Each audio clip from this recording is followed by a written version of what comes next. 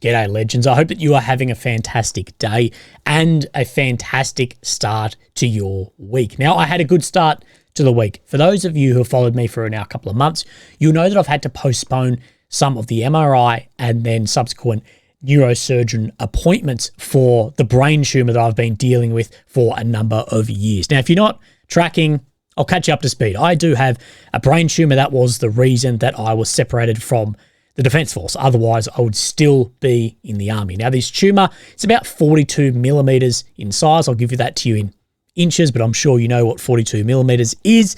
And it is both inoperable and incurable. And this will eventually catch up to me, and it will be the downfall of Willie, unless I'm cancelled before that, which is probably good odds. But I spoke to the neurosurgeon this morning, and she was very happy with how the scan is looking with no major changes, which is fantastic. Of course, this always adds a little bit of anxiety into my life because at some point one of these scans will start to look bad. And once that happens with this type of illness, disease, whatever you want to call it, this type of tumor, there's really not much that we can do. So sorry to disappoint those that don't like me. I've got this far into the video, so you've already paid me my AdSense money, and I'm telling you that I'm not dying yet. So that sucks, I guess, for you, but good for me and my family. We're very happy about that. But today in the news, we're going to talk about some vehicles being seen on the front line we haven't seen before. We're going to, of course, have a look at the maps. Last third, if you want to go see that, to talk about the money in the Senate over maybe an offensive and some tactics we're also seeing on the front line and the questioning of that. Now, this video has been a little bit of ever over the channels, and this is really the first time that we've seen an M1A1 Abrams tank in Ukraine. Now, there's been some speculation to the legitimacy of if this is an Abrams, and I can tell you a zillion % I've worked with Abrams before. Yes, that is 100% an Abrams tank, and it's got like camnet on it. I thought these tanks were all painted in like olive drab green, like jungle green. So that's my initial thought of like, where are we seeing this? But apparently this has been seen in Avdiivka and was broadcast by Ukrainian television there. So it looks like the Abrams tanks are operating somewhere on the front line, and we haven't actually seen them being used, I guess, firsthand in combat yet. And this actually raises a lot of questions for me that I've thought about for a while of we're not really seeing that much Western armor used, at least from what we know Ukraine got donated from countries. Yes, we saw the initial use of the Leopards, but not that much. We're seeing Bradleys used a lot. That is the exemption to the rule, and M113s. But M113s, that's not modern Western armor. M113, that's what I specialized in, shitbox. Either way, the Challenger 2s we've seen, I think, realistically seen one on the front and it was destroyed. Leopards, not that many. And Abrams, well, that's a glimpse of footage and that's about it. So why are these not being used in whole? Because when we start seeing them used, we'll see them destroyed, but that is part and parcel of warfare. Now, I hate that warfare happens and that men and people, civilians, are the casualties of war.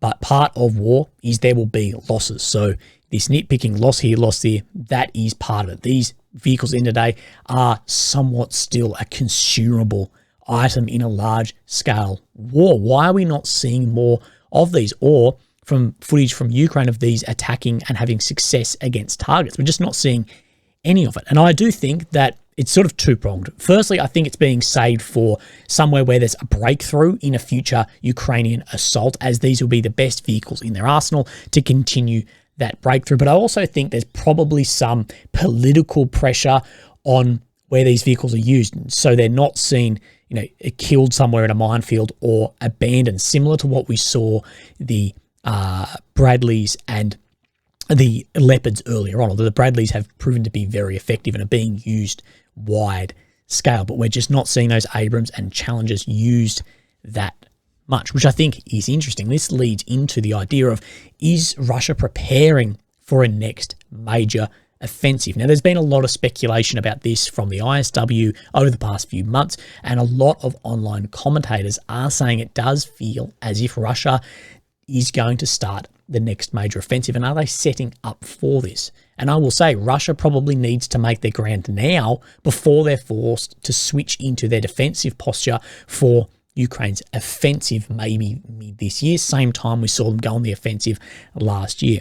Although, as we've spoken about in a few videos ago, the US is seeing more that 2025 is the year for Ukraine's offensives, for this year, for training, for armament, and then a year 2025 on. But in the same breath as we say that, that gives then Russia another year, 18 months to build up as well. So we're going to talk about this offensive action, see what Forbes has released, we'll see what Soldier X has said and where things can line up on this. Now, this was released only today. Now, 500 tanks, 600 fighting vehicles, and hundreds of howitzers, so guns, 40,000 troops. According to Ukraine's Eastern Command, Russia has assembled a huge field army in eastern Ukraine opposite the free Ukrainian city of Kupiansk. Now, let's see where we're talking about. Now, this up here is Kupiansk. So, of course, this is Ukraine, and up here is Kupiansk. We have seen Russia launching a lot of assaults in somewhere like, say, Sinkivka here,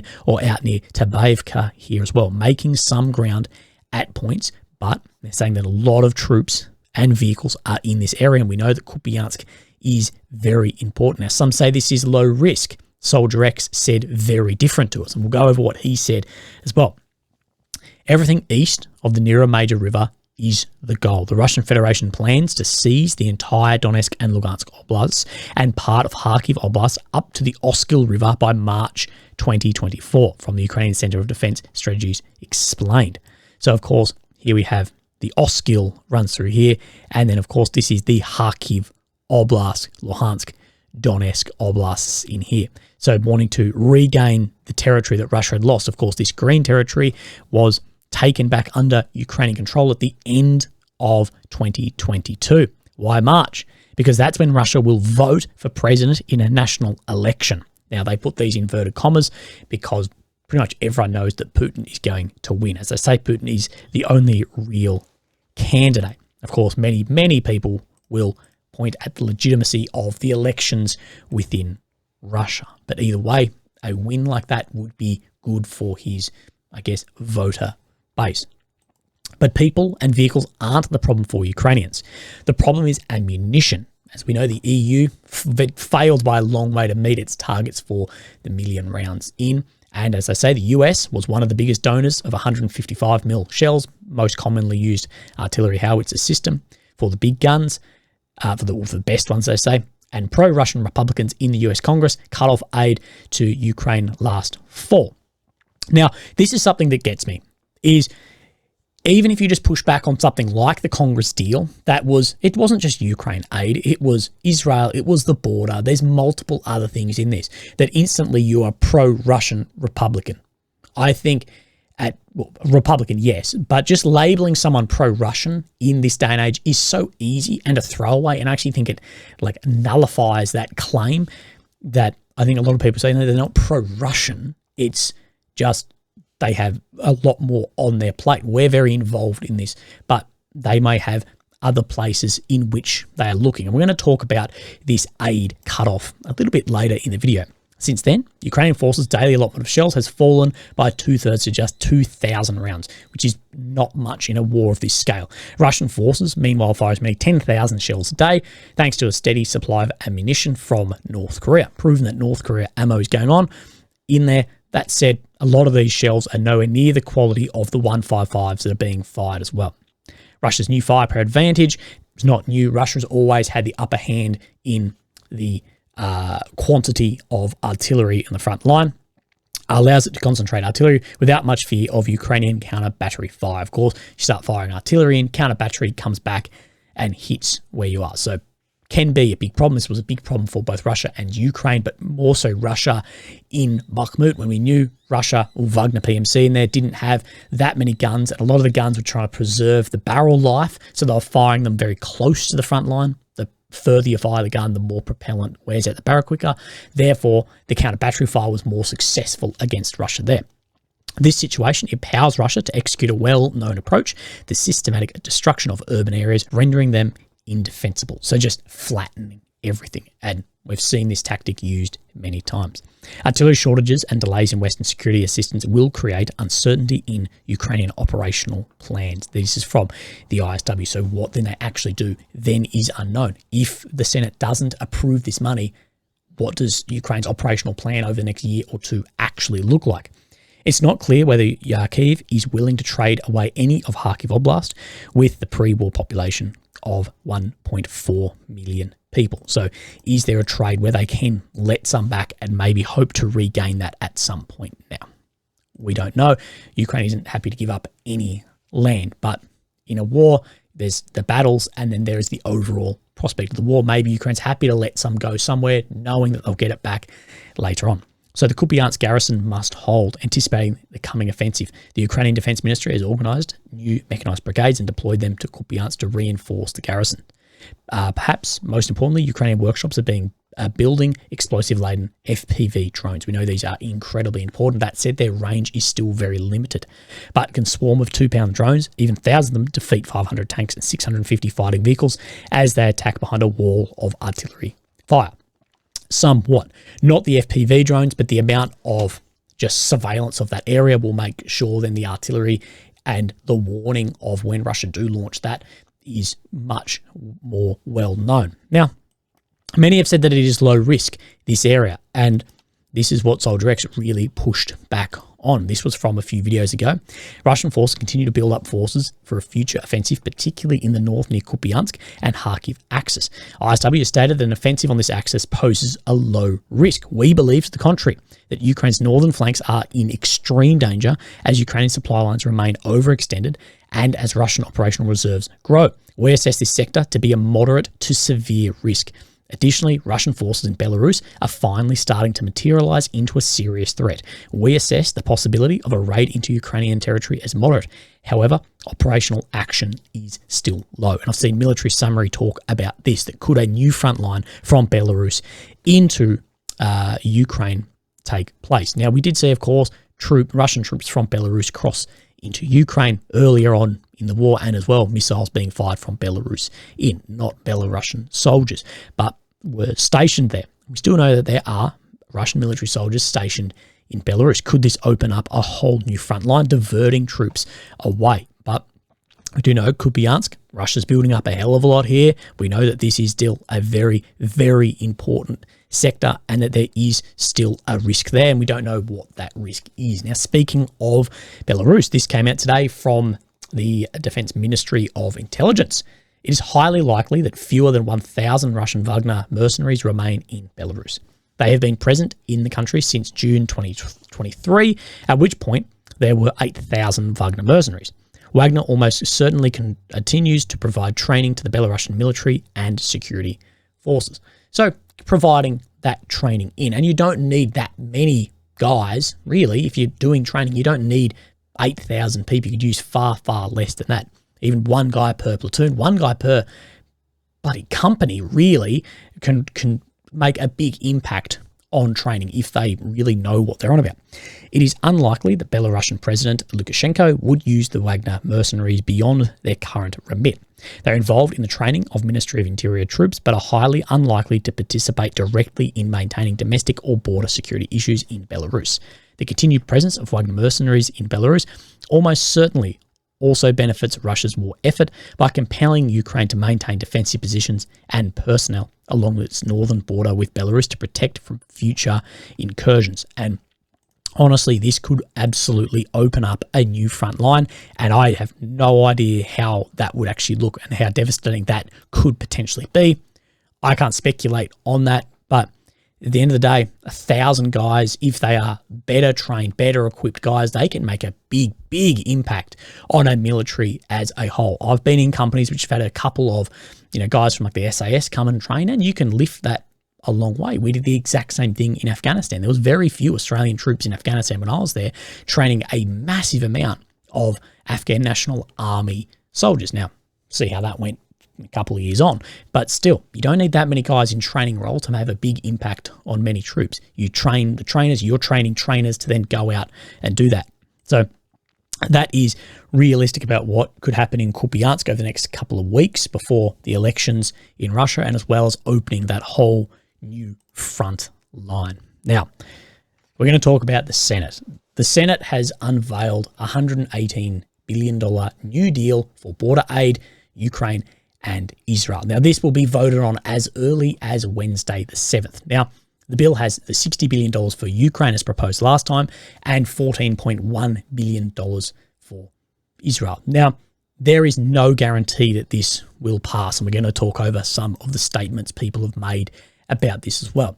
With Republicans, of course, wanting stricter border control measures and less funding to Ukraine, and then the Democrats really opposing this offensive funding to Israel. That's where a lot of the resistance in this feels. Now, in this, I'm sort of putting everyone with a broad stroke, but sort of as an overall, that's where the resistance is being felt. Now, one of the big problems that people are pointing at is this bill is largely the same as the bill that got shot down last October and has been delayed ever since. Biden has said, I urge Congress to come together and swiftly pass this bipartisan agreement. Now, this is what we have from the House Majority Leader. Let me be clear, the Senate border bill will not receive a vote in the House. Here's what the people rushing this deal aren't telling you. It accepts 5,000 illegal immigrants a day and gives automatic work permits to asylum recipients, a magnet for more illegal immigration. Now, if the number of illegal border crossings reaches above 5,000 daily for a 5-day average, an expulsion authority would then automatically kick in. So then those migrants are sent back to Mexico without then an opportunity to make an asylum claim. But it still has to reach that 5,000 per day for 5 days, so 25,000. Still a lot of people illegally crossing that border. And then Speaker Mike Johnson has said this, I've seen enough. This bill is even worse than we expected and won't come close to ending the border catastrophe the president has created. As the lead Democrat negotiator proclaimed, under this legislation, the border never closes. If this bill reaches the House, it will be dead on arrival. So, of course, we don't know where this is going to go. No one has a crystal ball to say what exactly will happen. But what we do know is the border is in desperate need of a solution, and at the same time, Ukraine is in desperate need of US funding, especially with ammunition at the front. Now, a technique that we have seen used on the battlefield for basically since the 40s is referred to as lofting, where you basically pull up, release your weapons, and this gives unguided weapons a chance to increase their range. Now, this technique was criticized early on in the war, but now is very commonplace. Now, let's have a look at what I'm actually talking about. So these are Ukrainian Mi-8 helicopters. We see Russian helicopters and planes doing the same thing. Helicopter basically pulls up, releases, and then goes away to safety. You'll see the second one here pull up, and then release its salvo of unguided missile rockets, and then pull away from there. And these are unguided. These are just on the trajectory out. And many have claimed early on that this was being done by Russia. This is not a good thing. This is inaccurate. But of course, through the whole war, we're seeing it used commonly by both sides. Now, RAF tornado pilots did this in the Gulf War, basically to throw their bombs in a trajectory plotted by onboard computers. And that gave it a higher degree of accuracy. But the same tornado pilots have told forces.net that the technique we see in Ukraine is more of a lottery. This former deputy commander of Air Command, retired Air Marshal Greg Bagwell, said the big difference is if it's a bomb, then a bomb flies pretty predictably. If it's a lump, it's got physics and it does what physics tells it to do, and gravity takes over, and you know the weight of the weapon. So you could work out to a pretty high level of accuracy the path of the bomb. A rocket, of course, has got something up its backside, which sends it a lot faster and a lot further. But every rocket is different. The burn rate, the details of the actual rocket itself. So rockets are inherently a little bit shaky in terms of their guidance. When you're pointing them at the ground, you can get away with that because you're literally firing something that is going to go in a straight line very quickly and more or less straight and hit the ground. If you fire it into mid-air, it's a lottery, an absolute lottery. Of course, what he's talking about, if you fire it like we see, say, an Apache fire with like say it's Hellfires, is straight down into a target. But if you just pull up and fire them, he's saying that it is a lot true. Now, of course, this is done to protect the airframes, but let's not pretend like this is highly accurate. So Russia does this as well with its Su25 aircraft and released then this video today talking about they've actually got these now more accurately. So this guy in the plane here says the main interaction takes place directly in the group, a pair in general, the entire group of the interaction with more advanced aviation guides. So they've increased their guides, so these are more accurate, they are saying. They observe us, see if there's a launch of the complexes, warn us about our work and confirm the result of our work, whether we hit or not. So getting feedback of if they hit. And of course, this builds into further accuracy later on. The type of combat application itself is quite complex, and only a good complex of the aircraft allows you to work more accurately. Of course, it has its own features, the wind, weather conditions, and is a rather complex type of combat application, but the accuracy has increased and the guys work very accurately. The experience is colossal, one flight. So he talks about actually the difference here between flying training missions to actually flying combat missions. Of course, this is a Russian pilot in here saying that they've developed systems to make these unguided rockets. Of course, these are a hell of a lot cheaper than guided rockets, more accurate. And we can see footage of these being fired, pulls up, launches, and then turns away back to safety. Now, one thing I'll say in a jet is you're probably more on a linear trajectory rather than a chopper where you're probably more a parabola, but unsure, but saying they've built it more accurate from there. But at the end of the day, these are still sort of just going out there. That wind and everything can affect these a hell of a lot depending how far they're going. Speaking of helicopters and weapons on the front line, Ukrainian bloggers are still pushing very hard on Australia for the MRH-90 or Taipan helicopters, which have been scrapped. And yet maybe they should have been asked if Ukraine wanted to purchase them or maybe have them. But at the end of the day, been and done, these choppers, they're now long gone. And transport helicopters like this, it would be nice, but it will have very little effect to no effect actually on the front. These are a transport chopper riddled with problems. Germany's having problems with the same MRH-90 helicopters as well. So yeah, at the end of the day, it's nice, but it wouldn't have actually had much real effect.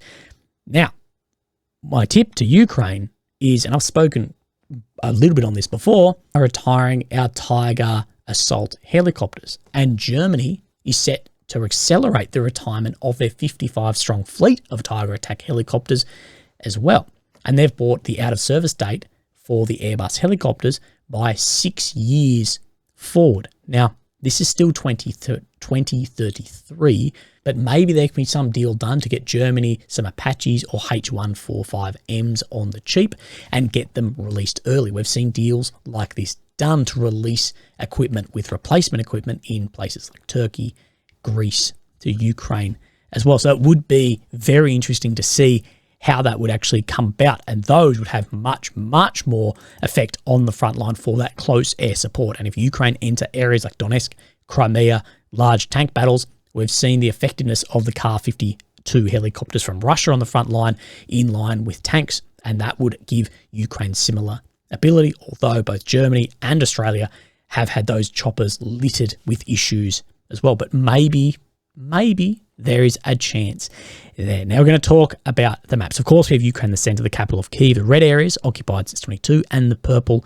since 14, this being Crimea down here. Now, let's go straight into Avdiivka, as what I said has happened, or what I said would happen yesterday, has happened exactly like I said. Now, what we saw this yesterday, and we said, well, this area in here, Ukraine's going to have to pull out of here because there's just not an area to keep fighting, and that has happened. Russia has extended their control significantly down to this lake reservoir here and has extended control more so into the north of Avdiivka. If we look then on the satellite map, has extended control into the north, cutting off some ways, well, some lines of communication and support down into the center of Avdiivka, as well as this continual push into the east and the south. So they have made a lot of ground over the past few days in here. So if we go from the corner of this lake reservoir up here to then where they are today, over 3 days, Russia extended their control by about 2.8 kilometers, which is a long way when we compare where the front line has been moving and how slow it has been moving on these maps. So the fight for Avdiivka is definitely on. Now, it should be noted as well that Ukraine did extend its control, or extend grey zone down this railway that we saw Russia pushing very hard up on about 3 weeks ago. And we see between yesterday and today, Ukraine has managed to take back some ground in here in Avdiivka as well. So that is the changes we are seeing. Now, let's have a look at what Suryak then says. And he shows basically the exact same that this map is showing, more of an extension into the north and this closing up of this gap down to the reservoir.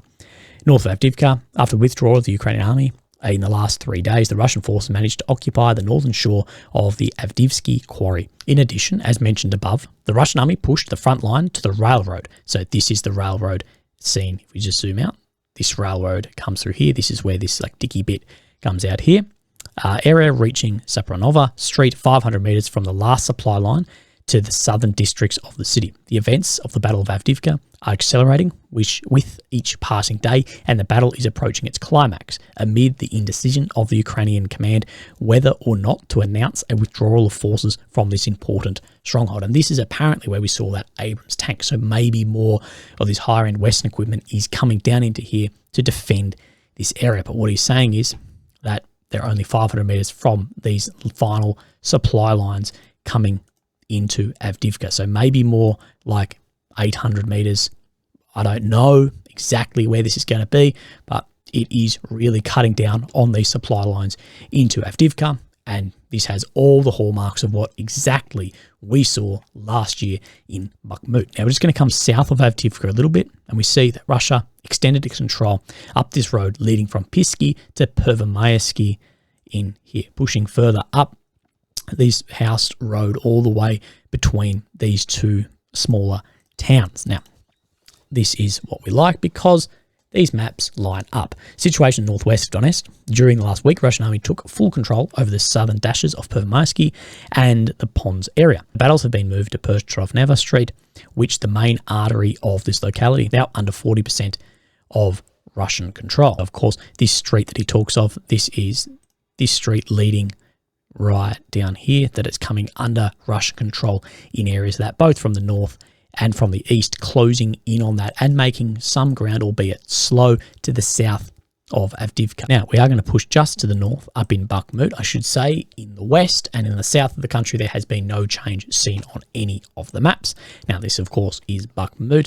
Probably in a year, we'll be saying this was Bakhmut, this is Avdiivka, probably have the same idea in it. And we do see that near Klishkivka, that Russia has lost a little bit of ground in here over the past couple of days, and Ukraine has gained some as well near Klishkivka. Now, this was backed up as well by then the ISW saying geolocated footage on Feb 3 indicates Ukrainian forces advanced east of Klishkivka, so have made some ground in here, but this was saying more down in this region here, which isn't shown on the deep state map. I've also seen some bloggers talking about this, but I haven't seen either that geolocated footage or deep state map isn't updating this, so or we don't know. But in this same area where ISW said, this is where Suryak map says, so maybe deep stays behind. Situation south of Bakhmut. During the last week, positional battles between Ukrainian army and Russian army continued around Klishkivka without significant changes. Important to note, the Ukrainian troops are still trying to maintain a foothold on the other side of the railway adjacent to the ponds north of Andrivka. So still trying to get a foothold. These are the ponds, this is the railway. Still trying to get a foothold across the railway in here somewhere. As we know, that is a bit of a barrier as well there. Now, let's come up into the north a little bit, and we don't see any changes on the deep state map near Terny after we saw that Russia did step up a couple of kilometers last week here, but then this is what this is saying. North of Donetsk, Russian army continue advancing towards Azerbets River, and troops are now 1.5 kilometers from the locality of Yampolivka. So let's give this a measure ourselves from here to here.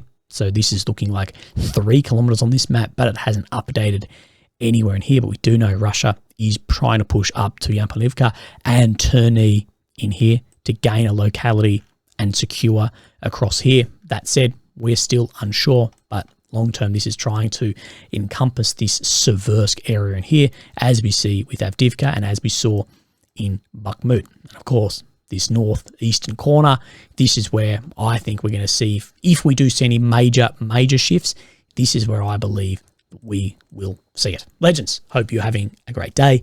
I'm having a good day. Look after yourselves. If you'd like to support me, links below, but never feel obliged. Look after yourselves. I'll speak to you tomorrow. Bye-bye.